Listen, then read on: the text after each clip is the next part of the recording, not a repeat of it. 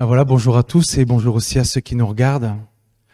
Je proclame vraiment la bénédiction vraiment sur chacun d'entre vous et sur chacun de ceux qui nous regardent et je réclame que nous puissions véritablement être éclairés à travers ce que je vais apporter aujourd'hui.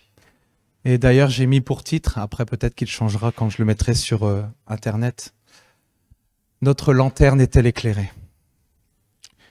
Et ça parle encore vraiment de cette lumière de Christ.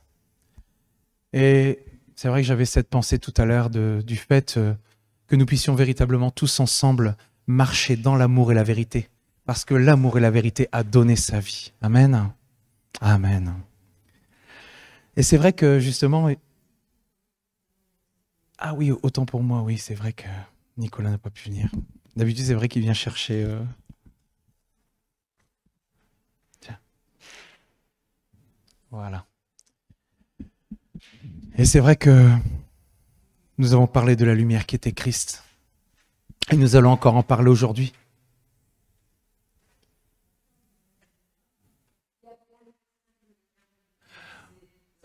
Ah, ben bon anniversaire, Némia.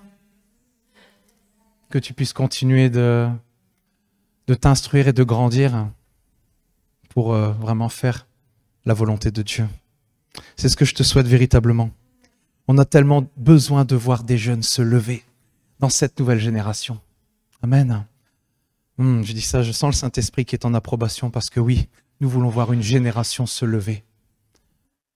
Et c'est vrai qu'aujourd'hui, on va parler justement d'un des domaines qui concerne l'unité. Mais avant ça, j'aime bien des fois reprendre un petit peu dès le début. J'aime bien chaque fois reprendre. Et c'est vrai qu'il y a 2 semaines, on parle encore justement concernant les ténèbres qui étaient l'absence de lumière. Le fait vraiment du mal qui est tout autour de nous et qui est justement le fait de l'absence de Dieu. Et que nous sommes ici, on le voit dans ces temps-ci, dans un monde qui malheureusement s'enfonce de plus en plus dans les ténèbres à cause du péché, à cause de nos premiers parents. Et c'est pour ça que je disais que j'aime bien de reprendre à la source. Parce que Dieu justement avait donné cette autorité et nous avait fait à l'image, à son image. Et il nous avait donné une autorité pour agir. Et sur tout ce qui s'y trouvait. Dieu nous avait donné la terre. Dieu nous avait donné tout ce qui se mouvait sur la terre. Et justement, il se trouve que nos premiers parents sont tombés sous l'esclavage, sous le joug du diable, en désobéissant à Dieu. Et d'ailleurs, la parole, justement, nous dit, et c'est Satan qui parle à Jésus, j'ai pas donné la référence, qui dit, à un moment donné, quand il l'emmène en tentation, qu'il le prend sur la montagne, il dit « Je te donnerai toute cette puissance et la gloire de ces royaumes, car elle m'a été donnée et je la donne à qui je veux. » Mais ce que nous devons réellement savoir, c'est que rien ne lui a été donné. C'est nous qui avons perdu. Et il a usurpé cette autorité donnée, qui a été donnée à l'homme. Parce que dès le commencement, lui, il avait été précipité. Parce qu'il avait justement voulu être l'égal de Dieu, être plus haut que Dieu, il avait été précipité sur la terre. Et nous étions destinés justement à dominer sur la terre et tout ce qui était justement de l'emprise démoniaque, de tout ce qui était démoniaque. Nous étions appelés déjà à avoir cette autorité, mais nous l'avons perdue. Et c'est lui qui a usurpé cette autorité. Et nous ne devons jamais l'oublier. Et justement, il est appelé dans ce monde, et c'est à cause de cela justement qu'il est appelé dans la parole de Dieu le prince de ce monde ou le prince de la puissance de l'air, qui signifie justement que le monde est sous sa domination. Et je ne vais pas m'attarder sur les plans de l'ennemi, mais c'est toujours bien de parfois en parler pour connaître un petit peu les temps dans lesquels nous sommes. Et je ne sais pas si vous avez vu, je ne l'ai pas vu en entier, j'ai juste vu un petit peu l'interprétation. Vous avez vu un petit peu la clôture au niveau des JO 2024. Eh bien, c'est encore plus révélateur, je dirais, que ce qui s'est passé lors de l'ouverture. En fait, on voit justement que, à travers ça, nous voyons que nous sommes de plus en plus dans des temps de ténèbres, parce que l'ennemi met son plan à jour. L'ennemi ne se cache plus comme il pouvait le faire avant. Avant, il pouvait se cacher, avant, il faisait les choses en derrière, mais là, on se rend compte que tout commence à être montré devant nous, devant tout le monde, à la télévision. Et c'est ce qui va se passer justement avec l'Antéchrist. Et justement, pour juste faire cette petite parenthèse, on voit qu'ici, justement, dans ces temps qui s'annoncent, le diable sort de plus en plus de l'ombre. Il s'expose de plus en plus et montre justement l'influence qu'il a devant tous. D'ailleurs, vous savez la honte que c'est que les organisateurs, quand ils ont fait cette cérémonie de clôture, donc on voyait un homme doré, donc on sait que c'est C'est l'image justement de Satan qui a été précipité sur terre, et ça j'en parlais tout à l'heure, et qui se balade sur une terre qui est complètement désolée, dépourvue de tout. Et ils ont dit que c'était un hommage au patrimoine français que de parler justement de cette image qui était donnée avec cet homme qui était doré et tout. Mais il faut savoir que, comme je le disais au début, Lucifer était le porteur de lumière. Et là, c'est vrai qu'il était doré, il était éclatant, et il marchait sur une terre désolée. Et on voit vraiment l'image, on voit la réalité du combat spirituel qu'il y a véritablement, parce que on voit que derrière ça, il y a des autorités qui montrent au clair jour, qui montrent à la clarté du jour justement qui ils sont. Parce que nous sommes les disciples de Christ, mais il faut savoir que Satan a aussi ses disciples. Et nous voyons que ils sont beaucoup au sommet de nos gouvernements. Et c'est triste, c'est ce qui parfois amène le jugement sur le pays. Mais nous, enfants de Dieu, on est là pour réclamer et pour faire reculer les plans de l'ennemi afin que d'autres puissent entrer dans cette génération, dans leur destinée. Amen. Et moi, je ne veux pas m'attarder sur ça. C'était vraiment pour faire cette parenthèse et montrer qu'il sort de plus en plus de l'ombre. Et nous voyons dans les temps dans lesquels nous sommes justement. Amen. Nous devons véritablement veiller, prier. Et on va en parler d'une autre manière, le fait de veiller et prier. Sur notre bouche et Agathe, on a parfaitement parlé la semaine dernière, et c'est de cela qui sera question aujourd'hui, mais je ne vais pas me spoiler, c'est un petit peu plus bas. Oui, c'est ça, donc je disais justement cela. Mais nous ne devons pas être troublés parce que je parle des plans de l'ennemi, je parle de l'ennemi, de ce qu'il fait. Mais il faut savoir que Dieu reste souverain et son autorité est au-dessus de tout. Amen. On parlait justement de Satan qui avait usurpé et qui disait à Jésus, et d'ailleurs il le fait avec les gens du monde, que s'il se prosterne et l'adore, il donnerait. Mais il faut savoir une chose, c'est que Dieu est au-dessus de tout. Parce que dans Psaume 89, 12, il nous est dit, c'est à toi, donc c'est à l'Éternel, qu'appartiennent les cieux et la terre. C'est toi qui as fondé le monde et ce qu'il renferme. Amen. Dieu est au-dessus de tout. Dieu est au contrôle de tout. Donc nous n'avons... peut-être que c'est... Non, c'est pas... C'est 12. Ah ouais, 12. Oh, c'est peut-être 13 ou 14, parce que là, il marquait 12, 13. Et c'est au-dessus ou en dessous? 89, 12. Ah bah tiens. Bah ça aussi, c'est vrai. Non, bah tiens, bah c'est bizarre. Bah, comme quoi, des fois. Donc c'était sur le site justement avec les différentes traductions. Bah, des fois on a le tour. Hein. Mais d'habitude je vérifie et là c'est vrai que j'ai pas vérifié. Mais cette référence existe bel et bien. Et justement, le diable agit dans ce monde, comme je le disais, le monde est sous sa domination. Mais il faut savoir une chose, c'est que des limites ont été fixées. Amen. Et justement, afin que nous ne soyons plus plongés dans les ténèbres, parce que c'était ce qui nous attendait avant la grâce. Une de ces limites, et pas des moindres, se trouve justement dans Ésaïe 49, 6, et j'ai pris la version Darby. J'espère que c'est la bonne référence cette fois-ci. Normalement, c'est la bonne référence, parce que je l'ai étudié un petit peu. Ouais, c'est vrai, c'est vrai. Mais d'habitude, je vérifie parce que j'ai une Bible, justement, Louis II, et celle-là, elle me dit vraiment tout ce qui est... des fois, il y a des décalages. Donc, Ésaïe 49, 6, dans la version Darby, nous dit « Et il, donc l'Éternel me dit, c'est peu de choses que tu me sois serviteur pour rétablir les tribus de Jacob et pour ramener les préservés d'Israël. Je te donnerai aussi pour être une lumière des nations, pour être mon salut jusqu'au bout de la terre ou jusqu'aux extrémités de la terre. » Et justement, qu'est-ce que cela signifie? C'est peu de choses que tu me sois serviteur pour rétablir. Et je vais répondre justement par une prophétie qui a été donnée justement en parlant de son accomplissement. Parce que c'est vrai que parfois, des prophéties de l'Ancien Testament ont été citées dans le Nouveau pour énoncer justement l'accomplissement à un moment, à un instant T d'une prophétie. Et justement, je vais prendre le verset avec vous qui émet une plus grande clarté. Dans Actes 13, 46, 47. Et on parle justement de Paul et Barnabas. Paul et Barnabas leur dirent avec assurance, c'est à vous premièrement que la parole de Dieu devait être annoncée. Mais puisque vous la repoussez et que vous vous jugez vous-même dit indigne de la vie éternelle, voici nous nous tournons vers les païens. Quelle grâce pour nous. Car ainsi nous l'a ordonné le Seigneur, et c'est là que ça intervient. Je t'ai établi pour être la lumière des nations, pour porter le salut jusqu'aux extrémités de la terre. Amen. Ça apporte justement plus de lumière, plus de clarté justement aux prophéties de l'Ancien Testament. Et justement, on voit ici la limite principale fixée par Dieu à Satan. C'est la mort de Jésus sur la croix qui a justement dépouillé l'ennemi de tout pouvoir et de toute autorité. Il a donné les principautés en spectacle, la parole de Dieu nous l'a dit. Et justement, l'autorité que Satan avait lui-même usurpée. Et ensuite, l'évangélisation jusqu'aux extrémités de la terre, qui nous a permis à nous, les païens, mais je préfère qu'on nous appelle les gentils, ou le peuple des gentils, d'avoir l'opportunité de connaître Jésus, de connaître sa grâce. Et je pense que même ici, dans notre esprit, nous pouvons encore rendre grâce de ce que sa grâce s'est approchée de nous, de ce qu'on a un Dieu extraordinaire, de ce qu'on a un Dieu comme ça sur nos vies, comme je le dis à chaque fois. Et ça nous a permis justement de connaître Jésus et d'être investis de nouveau par cette autorité que Dieu nous avait donnée au commencement. Parce que comme je le disais tout à l'heure, nous avons été faits à l'image de Dieu. Nous avons été créés pour un partenariat avec Dieu. Et comme nous étions à l'image de Dieu, nous sommes à l'image de Dieu, je veux dire, c'est que il nous a donné une autorité et le pouvoir d'agir. Et nous avons récupéré cette autorité pour vivre justement dans sa lumière. La Bible nous dit justement que Jésus nous a fait passer des ténèbres à son admirable lumière. Amen.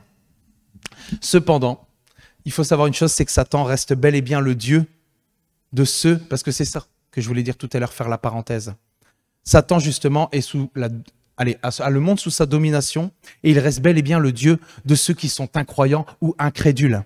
Et je vais prendre avec vous, c'est dans la version Osterwald, mais on l'a pas, donc tu peux prendre la version Louis II, en espérant que... Ah maintenant, je vais regarder quand même à chaque fois avant.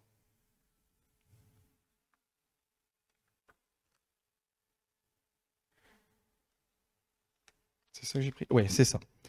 2 Corinthiens 4, 3, 4. Que si notre évangile est voilé, il est voilé pour ceux qui périssent, pour les incrédules, dont le Dieu de ce siècle a aveuglé l'esprit. Et dans d'autres versions, il est dit a aveuglé les pensées, a aveuglé l'intelligence, afin qu'il ne soit pas éclairé, la version Osterwald, afin qu'il ne soit pas éclairé par la lumière du glorieux évangile de Christ, qui est l'image de Dieu. Amen. Et je vais répondre à ça justement qui va résumer avec une expression, une citation d'Albert Einstein qui nous dit « Tout ce que l'homme ignore n'existe pas pour lui ». Donc l'univers, l'intelligence de chacun se résume à la taille de ses connaissances. Malheureusement, on est dans un monde qui... Ah oui, bien sûr, c'est ça. C'est ça. Il y en a beaucoup qui restent sourds justement à l'appel de Dieu. Et la parabole du semeur en est un bel exemple. Parce qu'elle nous montre bien que ce n'est pas la semence le problème, c'est le terrain. Amen. Mais nous devons, justement, c'est ce que je disais tout à l'heure, nous devons continuer de persévérer et de proclamer la bonne nouvelle de l'Évangile jusqu'aux extrémités de la terre. Car nous sommes dans un monde qui a tant besoin que l'on éclaire sa lanterne. Et je vais expliquer un petit peu parce que c'est venu dans mon esprit. Nous sommes dans un monde qui a tant besoin que l'on éclaire sa lanterne par la véritable lumière de Christ. Amen. Et je regardais justement ce que signifiait justement l'expression « éclairer la lanterne de ». Et ça signifie dire le détail nécessaire pour être compris ou apporter les éléments nécessaires à la compréhension. Et on va voir qu'aujourd'hui justement... et je l'espère que notre lanterne sera éclairée. Parce que des fois, des détails qui sont donnés dans les enseignements, soit des enseignements sont répétés, ou soit il y a des fois des choses qui viennent s'ajouter en plus et qui font que ça éclaire notre lanterne de plus en plus. Et c'est ce que je disais à Sylvie tout à l'heure.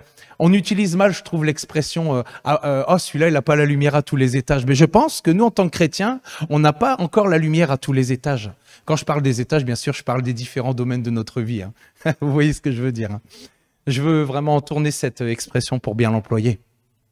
Et justement, cela vous est déjà peut-être arrivé. Moi, je pense que ça m'est arrivé, mais je ne m'en souviens plus. Vous êtes plusieurs à entrer dans une pièce, et puis en fait, vous cherchez l'interrupteur, vous êtes dans le noir complet.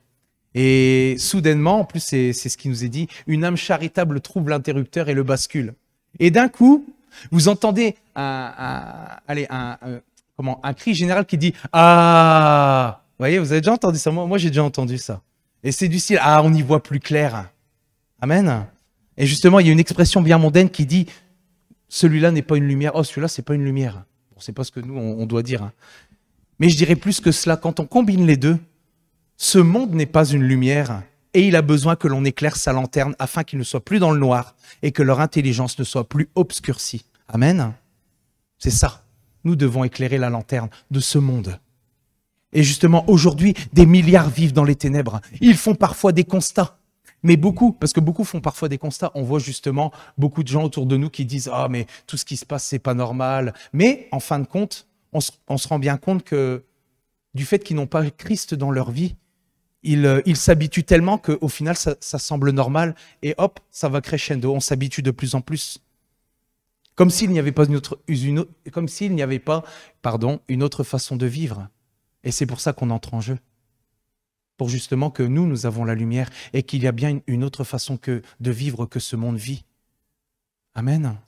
Et c'est ce qu'Agathe disait tout à l'heure, le fait de l'authenticité, le fait d'être vrai, le fait de... Enfin, je trouve ça extraordinaire parce que ça va étayer un petit peu ce que je vais dire après. Mais au travail, même là, tout à l'heure, je reçois des personnes, je reçois mon mécanicien à la maison avec sa femme. Et même cet homme-là, j'ai peut-être dû parler, je mets ma voiture, tout ça, et j'ai peut-être dû parler 20 minutes avec lui.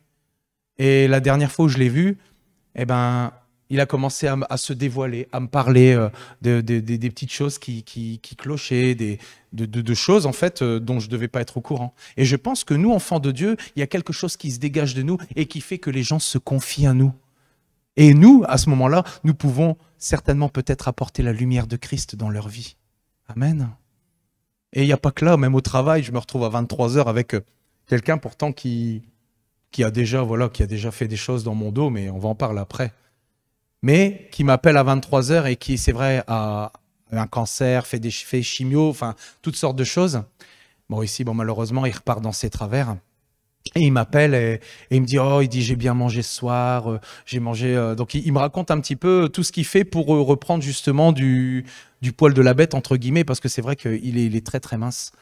Et je me dis, mais c'est quand même extraordinaire, parce qu'il m'a juste appelé pour ça à 23h. Il sait que c'est moi qui suis agent de maîtrise, qui suis chef, donc il sait que c'est moi qui vais décrocher, et il me parle de ça, alors que lui, il est en congé. Hein. C'est quelqu'un qui travaille avec moi en nuit. Et là, il est en congé, il m'appelle quand même pour me parler, tout comme quoi.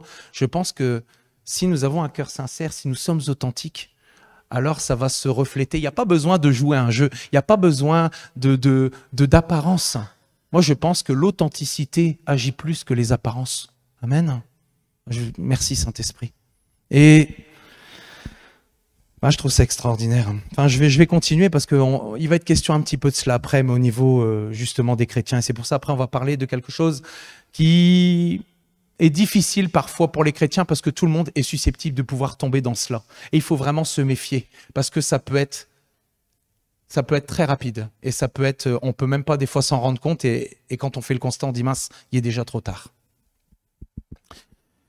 Ah, comme à mon habitude, il faut que je retrouve où je suis. C'est ça.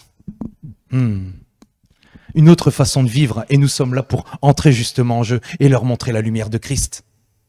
Et cela justement, pour beaucoup, ça changera. Le jour où ils verront justement la lumière de Christ à travers nous, car nous sommes la lumière qui est appelée à briller au sein des ténèbres. Amen. C'est la parole de Dieu qui nous le dit. Wow. Nous ne sommes pas appelés juste à être un éclat, nous sommes appelés à être la lumière. À voir Christ, parce que nous avons Christ qui vit en nous. Amen.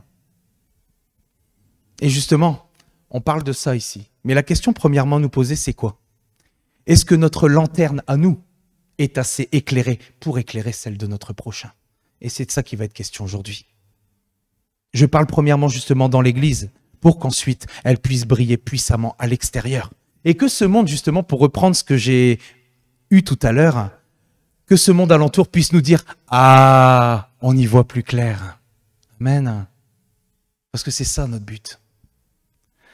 Et justement, je parlais de la semaine dernière que la parole de Dieu, écrite et révélée, elle est une lumière sur notre sentier. Je ne sais pas si vous vous souvenez.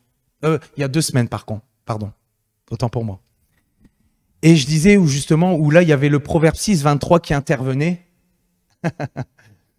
J'improvise.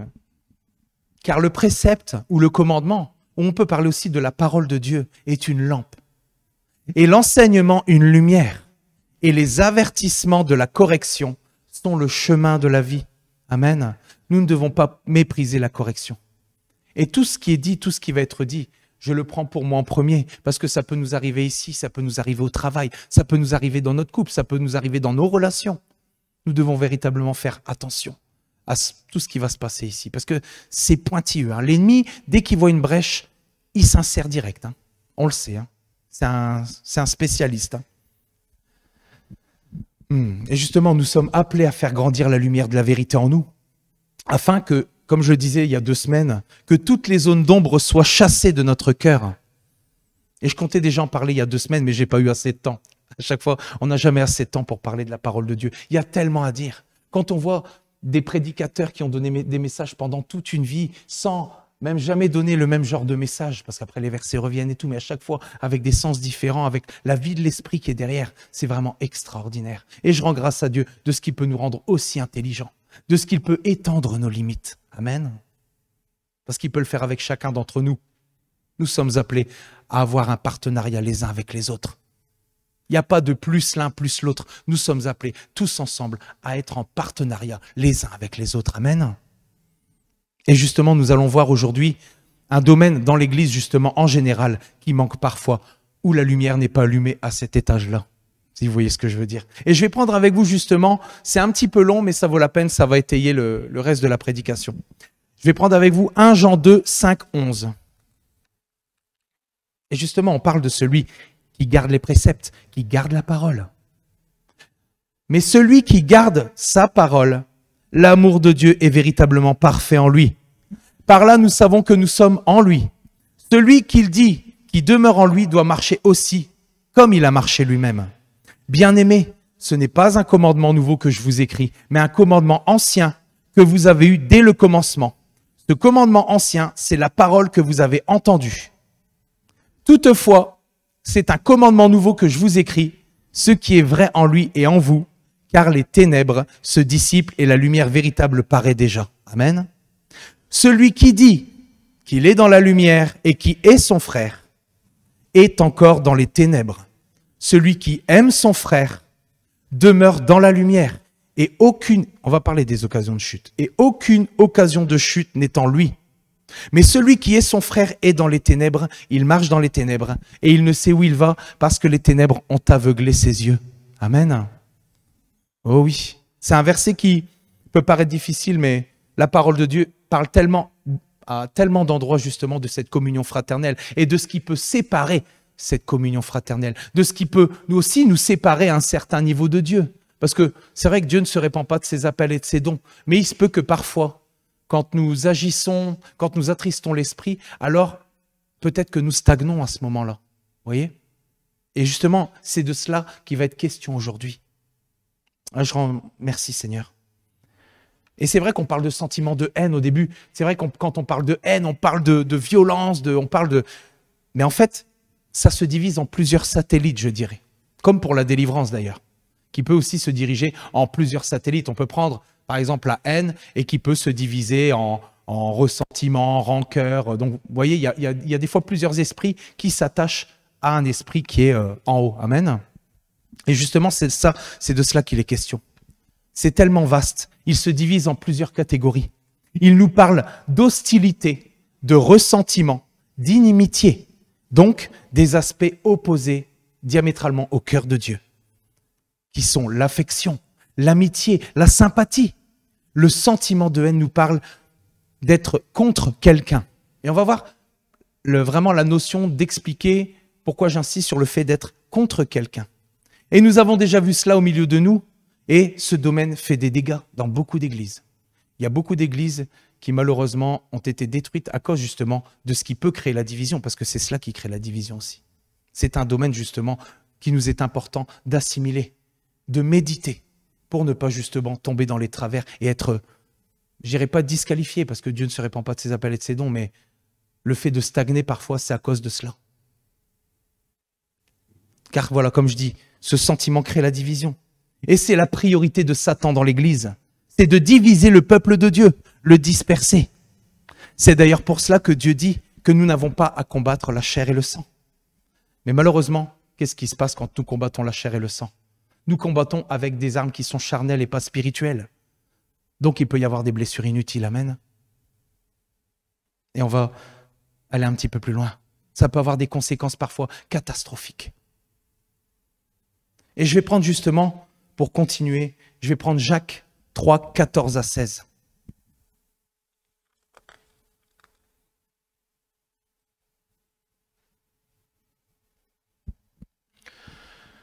Mais si vous avez dans votre cœur un zèle amer et un esprit de dispute, ne vous glorifiez pas et ne mentez pas contre la vérité. Et on va voir ce que c'est. Cette sagesse n'est point celle qui vient d'en haut, mais elle est terrestre, charnelle, diabolique. Car là où il y a un zèle amer et un esprit de dispute, il y a du désordre et toutes sortes de mauvaises actions. Et nous, justement, ici, ça nous parle de justement faire et j'ai bien aimé, ça nous parle de faire le distinguo entre le domaine psychique, donc le domaine qui est charnel, qui est parfois nos propres aspirations, nos propres espérances. C'est le domaine, justement, psychique, c'est le domaine qui cherche à appréhender les vérités spirituelles avec l'âme, donc avec les états d'âme. Mais c'est impossible. Et le domaine, le distinguo, avec le domaine spirituel, celui qui est en accord avec Dieu, selon la volonté de Dieu, par son esprit, est capable de recevoir directement les révélations du cœur de Dieu.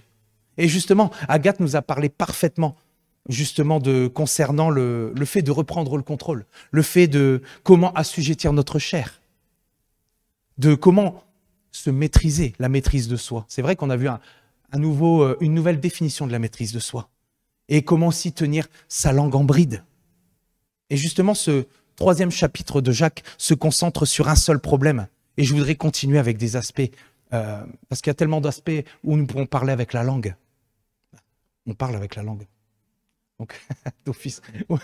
Ouais, c'est vrai.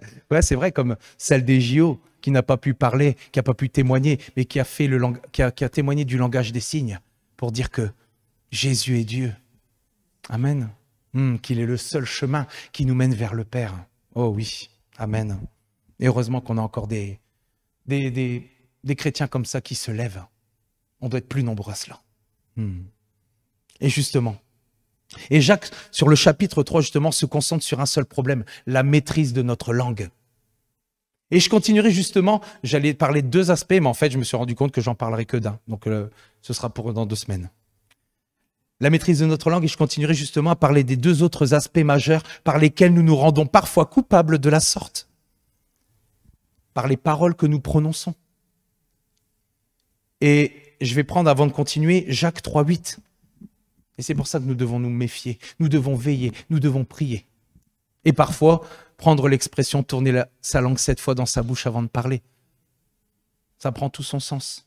Mais la langue, aucun homme ne peut la dompter. C'est un mal qu'on ne peut réprimer. Elle est pleine d'un venin mortel. Oh oui. Et vous allez voir que c'est subtil. Hein. Le premier aspect, c'est celui des paroles que les chrétiens disent entre eux. Le second est celui où nous prononçons des paroles devant Dieu, principalement dans la prière. Et ça, c'est le domaine qu'on verra dans 2 semaines. Et ces 2 domaines nous concernent à tous les niveaux. Que ce soit de l'autorité envers les chrétiens, des chrétiens envers l'autorité et de l'autorité envers l'autorité. C'est à tous les niveaux que ça nous parle. Amen. Ça parle de tous les niveaux. Et justement, beaucoup d'avertissements sont donnés dans le Nouveau Testament sur notre façon de parler aux autres, de comment nous conduire. Et Paul dira notamment dans Tite 3.2, et c'est ça qui va être important pour nous pour la suite, dans Tite 3.2, de ne médire de personne, d'être pacifique, modéré, plein de douceur envers tous les hommes. Et en creusant un petit peu, on voit déjà que le terme personne nous parlera de médire qui que ce soit. On ne doit médire personne, absolument personne, chrétien ou non chrétien. Et le terme médire, ici en grec, sa racine, et c'est parlant, c'est blasphémos, qui signifie parler en mal, blasphémer. Et nous savons que justement, le péché de blasphème est interdit. Et il comprend non seulement les paroles, c'est ce que nous devons en conclure, il comprend non seulement les paroles mauvaises que nous pouvons prononcer contre Dieu, mais aussi contre nos frères et sœurs, ainsi que ceux qui ne connaissent pas Christ. Et on va voir, c'est comme je vous dis, c'est pointilleux. Hein. Je vais prendre avec vous justement pour continuer Jacques 4, 11. Ne parlez point du mal les uns des autres, frères et sœurs. Celui qui parle contre un frère ou qui juge son frère parle contre la loi et juge la loi. Or, si tu juges la loi, tu ne la mets pas en pratique, mais tu t'en fais juge. Et dans ce verset, justement, parler mal de quelqu'un. Et le mot grec qui est tiré de la racine, je fais un peu comme Agathe, je cite les mots, katalalos. Et c'est important de savoir des mots de la racine des mots, c'est très important, qui signifie simplement parler contre.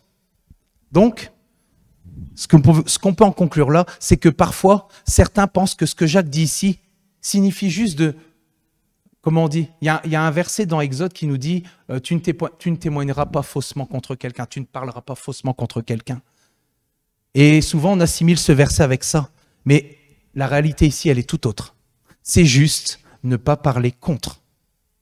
Donc, c'est vraiment un domaine qui est véritablement important. Et on m'a dit une fois, vous savez, et ce n'était pas un chrétien, c'est venu justement à ce moment-là sur mon cœur. Si tu veux savoir comment une personne parle de toi, écoute ce qu'elle dit sur les autres. Et c'est vrai. Quand on regarde, la plupart du temps au travail, bon, moi qui suis chrétien, on est souvent sujet aux critiques et on s'en rend compte, on s'en rend bien compte qu'il suffit d'écouter ceux qui parlent justement pour se rendre compte de ce qu'ils se disent sur nous-mêmes. Et c'est, voilà, comme je dis, c'est un constat que j'ai pu faire autour de moi. Mais c'est pas grave. Pardonne leur Père parce qu'ils ne savent pas ce qu'ils font. Amen. On a déjà vu dans la prédication. Hein. Et je veux continuer de le faire. Parce que c'est ça qui va faire aussi qu'on fera la différence. Parce que les gens, des fois, sont interrogatifs, mais ils disent « Ah, il est critiqué, et là, on est là à lui faire, à lui dire des choses et tout, et pourtant, il reste intègre avec nous. » Mais c'est vrai, c'est vrai. Comme c'est arrivé, tu nous expliques un petit peu l'expérience avec ta chef la semaine dernière. Hein, et c'est ça. Mais c'est grâce à l'Esprit de Dieu, parce que nous, on est impossible. Et Agathe en a parlé aussi, on est impossible. On n'est pas capable. C'est Dieu qui crée en nous le vouloir et le faire. Amen. Ah là là.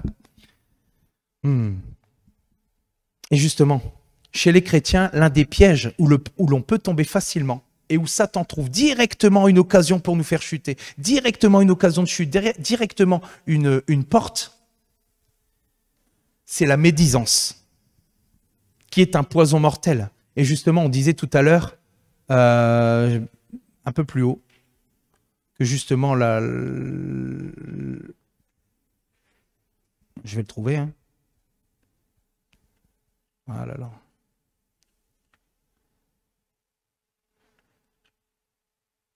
Je vais finir par le trouver.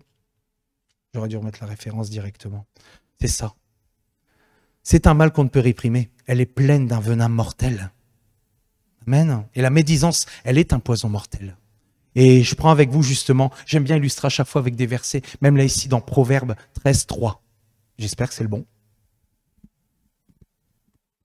Yes. Celui qui veille sur sa bouche garde son âme. Celui qui ouvre de grandes lèvres court à sa perte. Et d'ailleurs, justement, je me suis fié à quelqu'un qui avait beaucoup d'expérience sur le sujet. Et Derek Prince, il dit d'ailleurs à ce sujet, si on bannissait la médisance des églises, les chrétiens n'auraient pratiquement plus de sujet de conversation. Ah, c'est vrai. Dans certaines, c'est vrai que ça s'il le dit, c'est que c'est arrivé, certainement. Et la médisance, c'est quoi? C'est le bavardage vain. Une conversation impliquant des paroles malveillantes ou des rumeurs sur d'autres personnes. Mais attention, c'est là que c'est la subtilité. Il ne suffit pas d'éviter la malveillance, de simples paroles vaines suffisent. Et c'est ce qui est expliqué dans Matthieu ici, 12, 36, 37.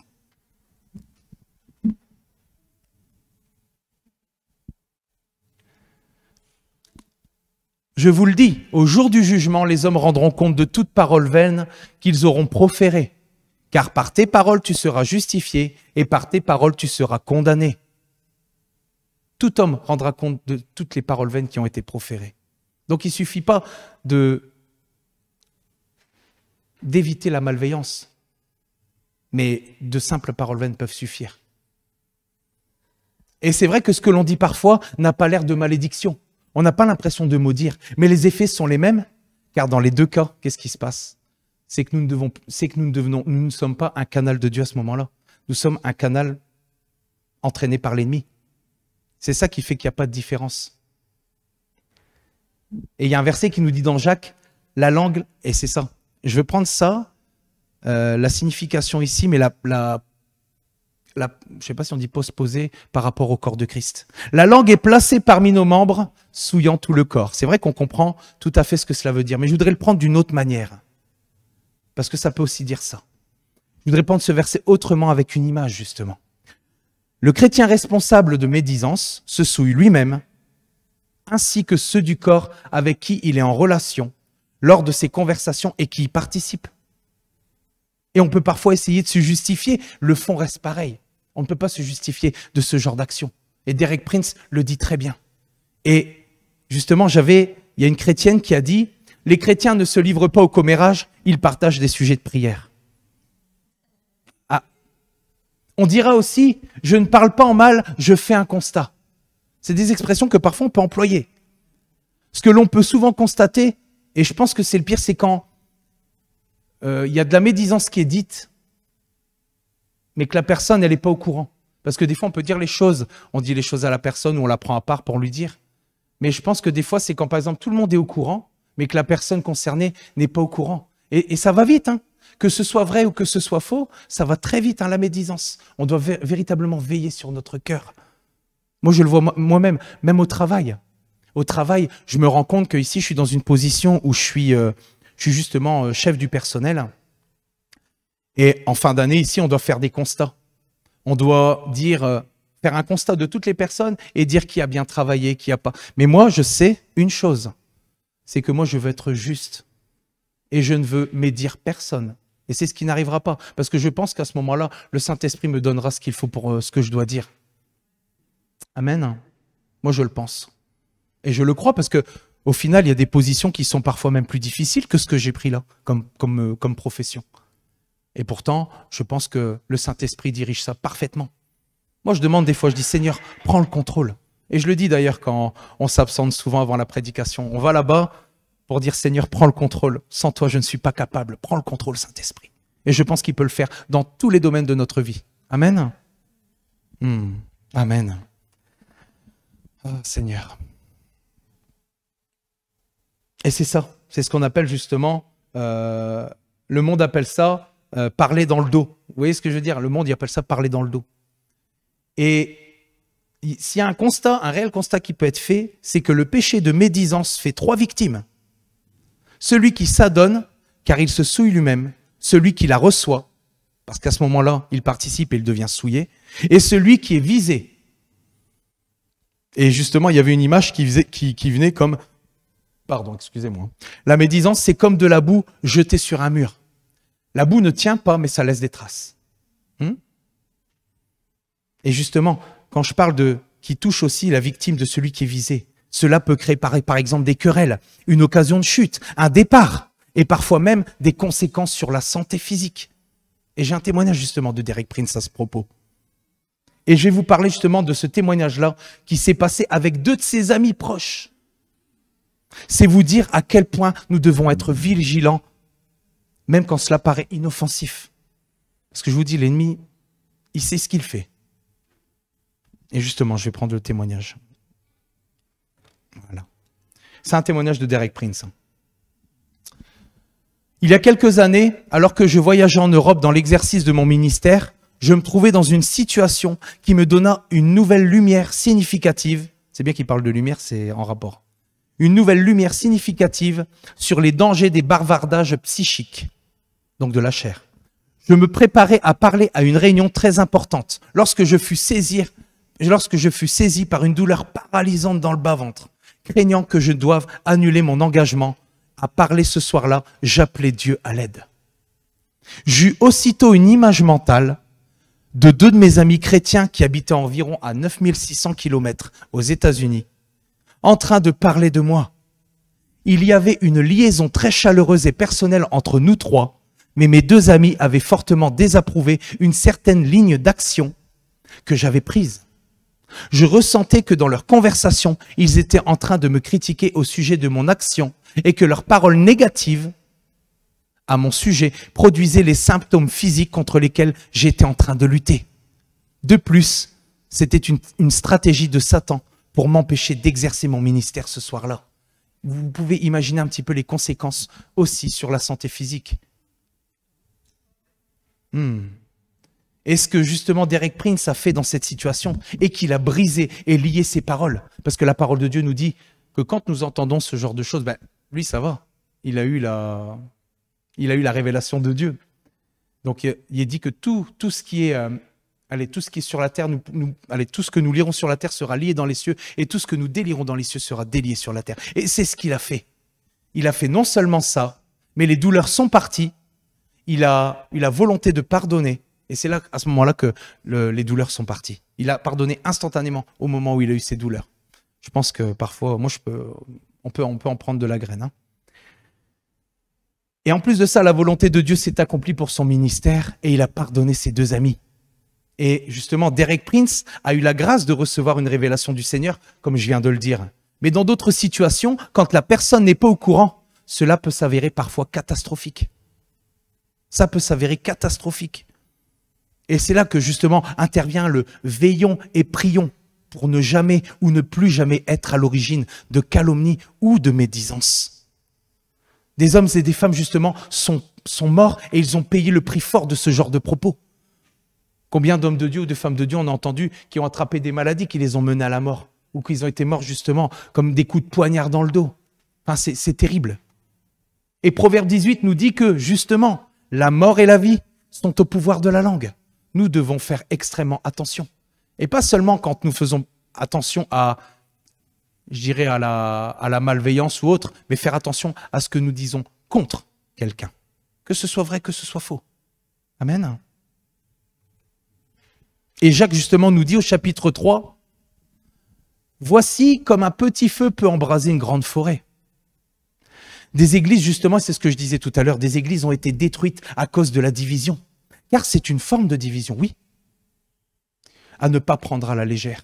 Et je fais un petit clin d'œil. Moi, je me souviens de Michel qui me disait parfois, pourquoi est-ce que nous nous assemblons? Est-ce que c'est pour disperser? Pourquoi est-ce que nous nous assemblons? Nous nous assemblons pour justement être en communion fraternelle, pour ne pas être dispersés. Amen. Pour voir la volonté de Dieu s'accomplir, parce que, comme je le disais la dernière fois avec un homme de Dieu qui disait qu'il était venu dans une église qui n'était pas la sienne, et il était venu, je crois, évangéliser ou une autre action. Et en fin de compte, il s'est rendu compte qu'avec la louange et l'adoration du peuple, les guérisons, les miracles et tout sont venus juste parce que le peuple était uni et pas par l'intervention de celui qui prêchait. Amen. Moi, je pense, c'est vrai. Amen. C'est vrai. Je sais que je sais. Et justement, s'il y a une leçon à retenir de cette expérience de Derek Prince, et nous revenons justement ici dans un premier temps au domaine psychique, qui est le domaine de la chair, c'est que parfois, nous prenons ce que nous pensons pour la vérité, pour la volonté de Dieu. Alors qu'en fait, nous essayons d'appréhender les vérités spirituelles dans le domaine de l'âme, et non avec l'Esprit de Dieu. Alors, à ce moment-là, nous manquons d'objectivité. Nous devons écouter ce que l'Esprit nous révèle. Et nous devons aussi parfois apprendre à maîtriser notre langue, même si parfois nous voyons des choses vraies. Comme par exemple un frère ou une sœur qui est faible dans la foi. Ou quelqu'un qui, par exemple, on voit que la pièce, parce qu'on n'a pas le même cheminement. Mais si on voit justement quelqu'un où la pièce ne tombe pas encore, c'est pas grave, on continue de soutenir. Amen, c'est ce que la parole de Dieu nous appelle à faire. Qui est faible dans la foi, qui met du temps à comprendre, à mettre en pratique, qui n'a pas encore sa lanterne complètement éclairée, qui n'a pas encore la lumière à tous les étages. Nous n'avons pas la lumière à tous les étages encore. Sinon, nous serions parfaits, nous serions avec Christ. Amen. Si nous avons du discernement, alors nous verrons quand cela arrive. Nous devons prier pour ce frère, pour cette sœur, sans pour autant en faire des sujets de conversation, des ragots ou des rumeurs. C'est ça, parler contre. Pas seulement calomnier, parler contre. Médisance, médire. Le Saint-Esprit peut aussi très bien le révéler, et c'est déjà arrivé. Je suis sûr que ça t'est déjà arrivé, que le Saint-Esprit révèle. Et à ce moment-là, soit on prend le frère ou la sœur à part, ça dépend les sujets. Si par exemple il y a un péché ou qu'il y a quelque chose comme ça, on peut prendre le frère ou la sœur à part pour lui révéler. Bien sûr, toujours avec son accord. C'est toujours avec l'accord de la personne qu'on peut révéler certaines choses. Amen. Surtout quand ça touche certains domaines. Et justement, concernant aussi les commérages, il y a une petite histoire, et cette histoire, elle va résumer exactement. C'est l'histoire de 3 femmes qui décident de s'avouer leur travers. La première confesse qu'elle boit trop. La deuxième, elle avoue être jalouse de la beauté d'une amie. Et la troisième ne dit rien. Intriguée, les deux autres insistent et disent « Bah alors, c'est quoi ton défaut ?» Finalement, elle répond « Les commérages, et il me tarde de sortir d'ici pour aller en raconter sur vous deux. » Non mais, c'est la réalité d'une certaine manière. Nous devons faire extrêmement attention quand quelqu'un aussi, c'est une autre... là, on a parlé justement du domaine de la médisance et tout, mais là, c'est encore, je pense, un autre domaine. C'est quand on vient se confier à nous et que nous, à ce moment-là, on commence à colporter. En fait, c'est pas différent de ce que font les prêtres. Parce que les prêtres qui se prennent pour l'intermédiaire entre Dieu et l'homme, qu'est-ce qu'ils font? Nombre de scandales ont éclaté justement parce qu'ils faisaient des commérages, parce qu'ils prenaient ce que les gens leur disaient dans les presbytères, les confessionnals, presbytères, ça c'est le catéchisme, autant pour moi. Et ils prenaient, ah ben tant mieux, parce que au plus j'oublie, parce que j'ai été dans le catholicisme et tout, et je suis content parce que j'oublie de plus en plus. Mais c'est bien qu'on puisse m'apporter les bons mots au bon moment. Et justement, des personnes qui vont au confessionnal, et à ce moment-là, on voit que et il y a un psaume qui le dit, mais je ne l'ai pas sous la main. Ils font de ça leur délice. Ils prennent ça et puis ils commencent à le colporter et en faire des histoires et en faire des cancans. Et c'est ça qu'il nous faut absolument. Même si parfois, ça peut arriver qu'on fasse une maladresse, mais pas deux, pas trois, pas quatre. Vous voyez ce que je veux dire? On doit faire extrêmement attention quand quelqu'un se confie à nous concernant un problème, concernant un péché, et à ce que nous en faisons. Et pour conclure justement cette première partie, je trouve que j'ai été quand même vite, même si j'avais beaucoup de choses à apporter. Mais justement, j'avais encore des choses, mais je les ai enlevées. Et je me suis rendu compte que bah, ça va, j'ai de l'avance. Pour conclure cette partie, je voudrais avec vous prendre un verset dans la Bible. Et c'est ça qui, quand c'est venu s'imbriquer tout à l'heure, je me suis dit, ah bah tiens, ça fera une belle conclusion. Dans la Bible Semeur, Matthieu 7, 12.